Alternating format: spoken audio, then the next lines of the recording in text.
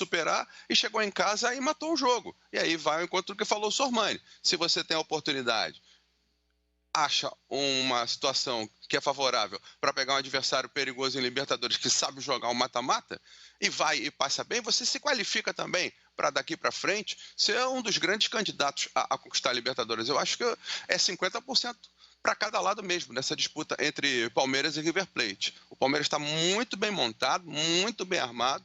O Abel sabe ler muito bem os adversários. Ele monta o time muito bem em função do que o adversário pode propor. Vai ser um grande teste, realmente, o maior deles até agora para a equipe do Abel, desde que ele começou a treinar o Palmeiras. Vai ser um grande teste. E acho que ganhar as 3 competições é algo meio fantasioso até, mas no mata-mata de Copa do Brasil, eu acredito no Palmeiras também, Pascoal. Acho que pode vencer a Libertadores e a Copa do Brasil. Já no Campeonato Brasileiro eu acho um pouquinho mais complicado, porque tem deslocamento, tem viagem, tem aquela coisa de cartão, tem muitas rodadas ainda para chegar até o fim. Não sei se até lá o time vai ter fôlego para brigar pelo título. Mas se tiver, totais méritos aí do Abel e de quem o contratou, né? Como disse o Sormani. Isso é verdade. O senhor me perguntou como é que o Palmeiras chegou até o Abel para contratá-lo. A história que eu sei, se vocês souberem outra história, por favor vocês digam aí, porque a história que eu sei é que o Palmeiras tinha fracassado em 2 outras tentativas, né?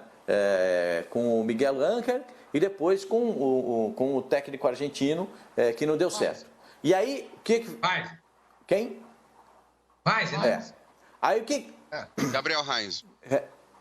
Gabriel Heinz. Aí o que aconteceu? O Palmeiras estabeleceu um silêncio absoluto para se escolher um outro nome. E aí o pessoal da análise do Palmeiras, o grupo de análise do Palmeiras, fez o seguinte: pegou um nome e falou: esse nome aqui está fazendo esse tipo de trabalho e tal. Era o do Abel Ferreira. Entregou para o André Zanota, que é o vice-presidente do Palmeiras. O André Zanota fez o primeiro contato, conversou com ele, expôs para ele a ideia. Num segundo contato, já participaram os diretores da área de futebol e o André Zanota. No terceiro contrato, já foi o Paulo Boazzi, que é o vice-presidente geral, com os dirigentes, mantendo esse contato, e a coisa se ampliou e se chegou à contratação do Abel para o Palmeiras. É o que eu sei. Se alguém souber alguma coisa diferente, fique à vontade para falar. É o que eu sei. Diga lá, Edu. Pascoal, exatamente isso, a ponto de... Por que se escolhe o Abel Ferreira, né? O Palmeiras determinou, assim como foi lá atrás, que o Sampaoli seria o objetivo. Vocês se lembram de uma entrevista do presidente Maurício Gagliotti, quando ele dizia o seguinte: olha, nós queremos o Sampaoli porque o Sampaoli representa a mudança. Nós queremos uma mudança. Isso lá atrás.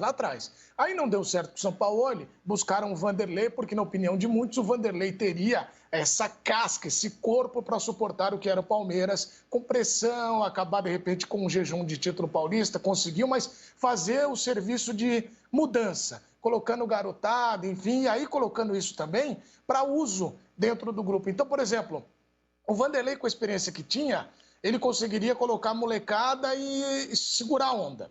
Aí, depois que saiu o Vanderlei, o Palmeiras começou a entender que o Miguel Ángel Ramírez era o nome. E realmente não deu certo com o Ramírez, embora digam que não, o Palmeiras negociou com o Ramírez, o Palmeiras foi até lá, tinha o ok dele e lá ele mudou. Então, isso é um fato. Agora, depois o Palmeiras foi no Raiz. Aí, nesse contato, já viram que não ia rolar? E o Palmeiras fez isso mesmo que você disse. Além dessa situação da análise, o Palmeiras olhou perfis que conseguissem trabalhar com jovens, e o Abel faz isso muito bem, transição de categoria de base e um conceito estabelecido de jogo, novidade, essa intensidade. E o Palmeiras foi, de fato, olhar os jogos dele, comandando o Braga, o Sporting lá atrás, comandando o PAOK, e aí por que ele vem?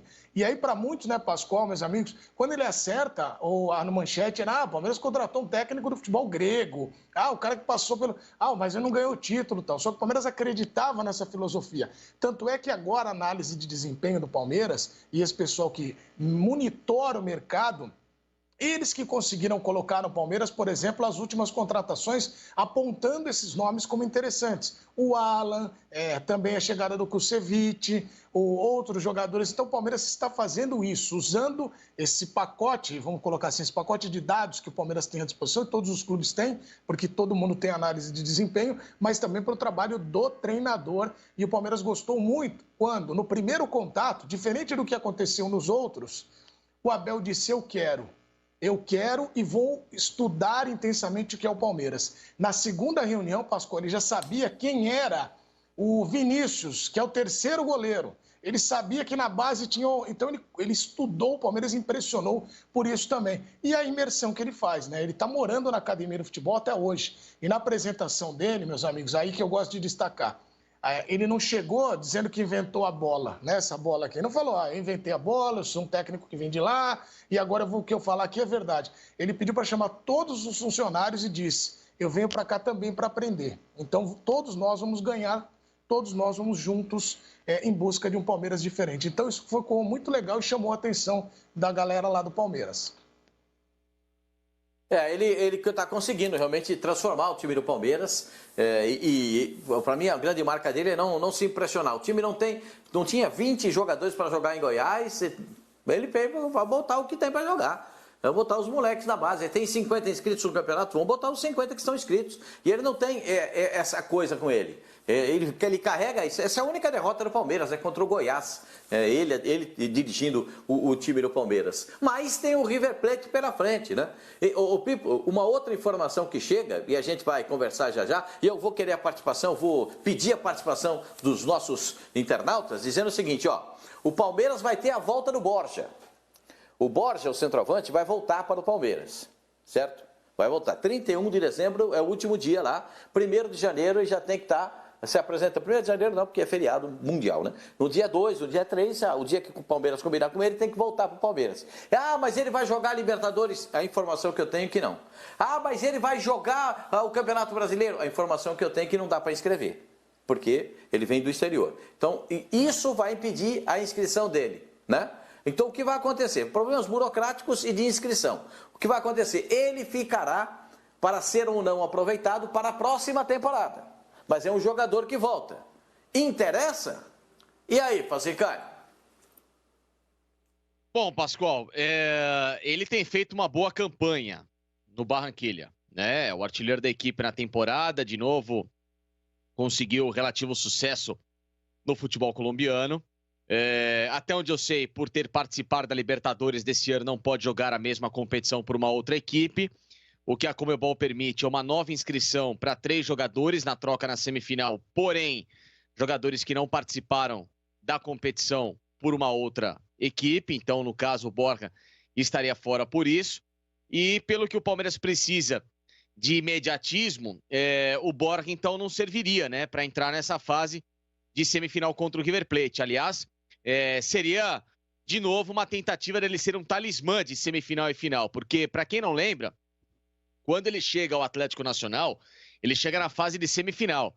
Ele tinha feito uma campanha maravilhosa com o Cortuluá no Campeonato Colombiano, tinha sido recordista de gols naquele Campeonato Colombiano, e aí o Atlético Nacional o contrata. Ele entra na semifinal e arrebenta com os jogos contra o São Paulo, Independiente Del Valle, e o time é campeão. Mais ou menos aos modos do que foi, por exemplo, o Amoroso no São Paulo em 2005, que chega para semifinais, inclusive contra o River Plate, diga-se de passagem, e o São Paulo passa por cima do time argentino até o título contra o Atlético Paranaense. Então, eu acho que se for nessa necessidade, o Palmeiras já tem um jogador a menos, né? Ele é um cara que se mostrou aqui no Brasil muito inadaptado à intensidade e à cultura do futebol brasileiro, né? Principalmente do Palmeiras. Ele não é um cara que sabe jogar sob pressão, ele não é um cara que conseguiu ter essa resposta imediata de uma torcida que é muito passional. Não que a Barranquilla não seja, mas a cobrança... Fazicani, me permita só interromper um pouquinho o seu raciocínio para tentar entender. O Scarpa também não jogava, está jogando. O Lucas Lima não jogava, está jogando. O Luan não jogava, está jogando. O Emerson Santos não jogava, está jogando. Pascoal, a diferença é que eles são brasileiros, ou seja, moram aqui no país, conhecem a cultura brasileira, conhecem o sistema que funciona no futebol brasileiro, independentemente de suas personalidades ou não, mas estão hoje sob a batuta de um técnico estrangeiro que tem trazido para eles esse conhecimento da cultura. O Borja é diferente. Técnico português, vem isso. E para jogar, entendeu? Eu acho que existe uma diferença nessa história toda, né? Eu acho que o Borja se mostrou um cara, e muitas vezes, muito, sabe, desconectado do que era a realidade de Palmeiras, a realidade do futebol brasileiro. Não vejo ele um jogador que tenha tido uma sequência de carreira, tirando o Atlético Nacional, que desse mostras de que ele pudesse justamente ser esse cara a voltar com moral no Palmeiras. Ele foi um grande investimento. Claro que o Palmeiras precisa tentar ao máximo tirar o lucro daquilo que investiu em relação ao Borja, mas eu não sei se pela personalidade dele, no dia a dia, o Edu conviveu muito mais com o Borja do que eu, que já estava no Rio de Janeiro, né? O Edu pode falar até mais do que eu, mas eu não sei se pela personalidade dele, pelo dia a dia, ele é um cara que se mostre, né, esse jogador, principalmente tecnicamente falando, no nível que o Palmeiras espera.